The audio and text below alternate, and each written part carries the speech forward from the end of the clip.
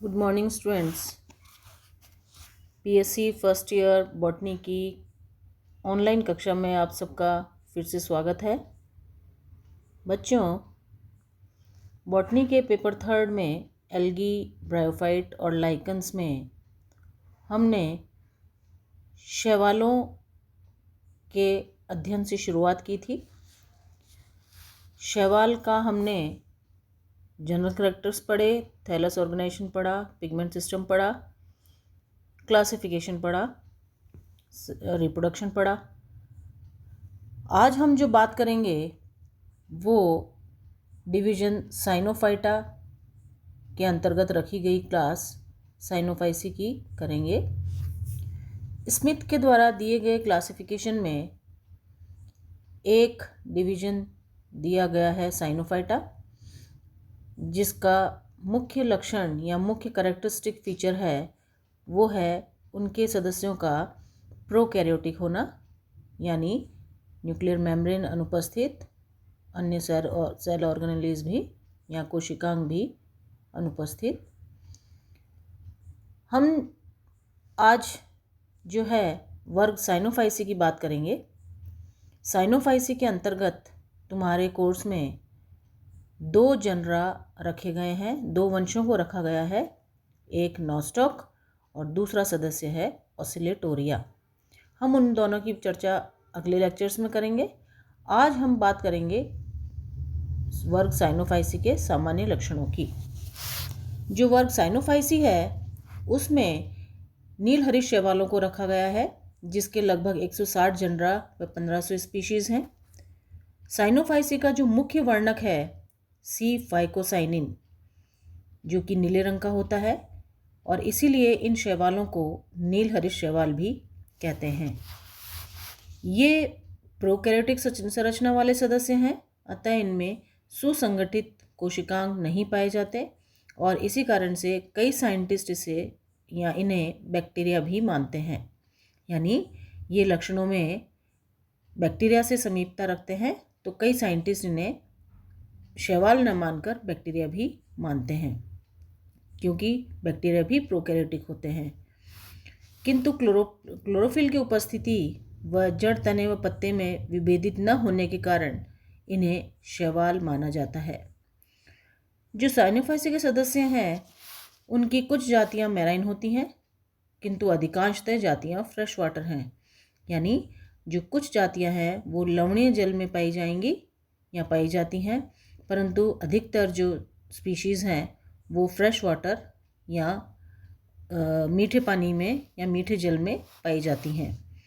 Cyanophyceae के कुछ terrestrial species भी हैं, यानी स्थलीय स्पीशीज़ भी हैं। एग्जाम्पल नॉस्टॉक, ऑसिलेटोरिया, जो तुम्हारे सिलेबस में है। और स्वतंत्र रूप से जो तैरने वाले इस वर्ग के शैवाल हैं वो एकत्रित होकर प्लांक्टन ब्लूम यानी प्लवक पुंज भी बनाते हैं।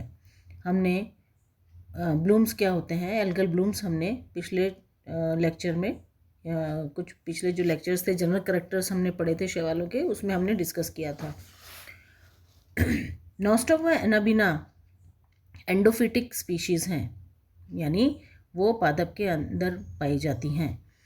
तो नॉस्टॉक और एनाबिना जो है वो साइकस, जो कि एक जिम्नोस्पर्म है, अजोला और एंथोसिरोज आदि में पाई जाती हैं, यानी उनके थैलस में पाई जाएंगी। तो ये पादप के अंदर पाई जाती हैं, इसलिए इन्हें एंडोफिटिक कहते हैं। ये एक कोशिकीय जिसका उदाहरण है क्रोकोकस, या कॉलोनियल जिसका उदाहरण है ग्लियोकेप्सा यानी समूह में, अथवा तंतुल यानी फिलामेंटस यानी जो तंतुनुमा हो, उदाहरण स्वरूप ऑसिलेटोरिया, यानी सभी रूपों में मिलते हैं। यानी कि एक कोशिकीय भी हो सकते हैं, कॉलोनियल भी हो सकते हैं और तंतुल रूप भी इनमें पाए जा सकते हैं। एक कॉलोनी की जो सभी सेल्स हैं एक सामान्य जिलेटिनी आधात्री में संगठित होती है, अर्थात एक कॉलोनी अगर है तो ये जिलेटिनस मैट्रिक्स है और उसमें ये सारी इसके अंदर संगठित रहती हैं। तो यानी कि एक कॉलोनी की सभी सेल्स एक सामान्य जिलेटिनी आधात्री में संगठित होती हैं। हम इसको इस तरह से समझ सकते हैं, जैसे हमने गोंद की एक बूंद डाल दी और उसके अंदर हमने कुछ पार्टिकल्स छिड़क दिए, तो यानी जो पार्टिकल्स हैं वो उसके सेल्स हैं, और जिलेटिनस आधात्री यानी जैसे गोंद है वो जिलेटिनस इसका मैट्रिक्स है। तो एक कॉलोनी की जो सभी सेल्स हैं वो एक सामान्य जिलेटिनी आधात्री में संगठित होती हैं। कोशिका में कोशिका भित्ति एक श्लेष्मीय आवरण से ढकी होती हैं। जो सेल वॉल है वो सेल में जो सेल वॉल है वो एक म्यूसिलेजिनस कोटिंग या आवरण से ढकी हुई होती हैं। नेक्स्ट कैरेक्टर जो इसका है, यानी कि कोशिका भित्ति में जो है दो परतें होती हैं, एक बाह्य परत तथा एक आंतरिक परत। जो बाह्य परत है वो कॉन्वोल्यूटेड यानी फोल्डिंग्स वाली होती है, और जो आंतरिक यानी इंटरनल परत है, अर्थात हम इसको इस तरह से समझ सकते हैं, ये एक सेल है और इसके बाहर जो है इसकी सेल वॉल की दो परतें हैं, ये आउटर और ये इनर। तो जो आउटर है वो कॉन्वोल्यूटेड होती है इस तरह से संवलित, और जो अंदर की है वो म्यूकोपेप्टाइड और म्यूरेमिक एसिड से बनी होती है। इस वर्ग के सभी तंतुल स्वरूप में हिट्रोसिस्ट पाए जाते हैं। ये इसका प्रमुख लक्षण है, यानी कि इस वर्ग के जो तंतुल सदस्य हैं यानी फिलामेंटस सदस्य हैं, उनमें इस वर्ग के जो फिलामेंटस सदस्य हैं उनमें हिट्रोसिस्ट पाया जाता है। हिट्रोसिस्ट एक प्रकार का सेल है जो कि सेल्स के बीच में, जैसे ये नॉस्टॉक का हम बना रहे हैं, तो इस तरह से इसका फिलामेंट होता है, इनके बीच बीच में हिट्रोसिस्ट पाया जाएगा। तो ये कुछ बड़ी कोशिकाएं होती हैं तंतु के बीच बीच में जो कि हिट्रोसिस्ट होती हैं। हिट्रोसिस्ट का जो मुख्य कार्य है वह नाइट्रोजन फिक्सेशन का है और रिप्रोडक्शन में भी ये सहायक हैं।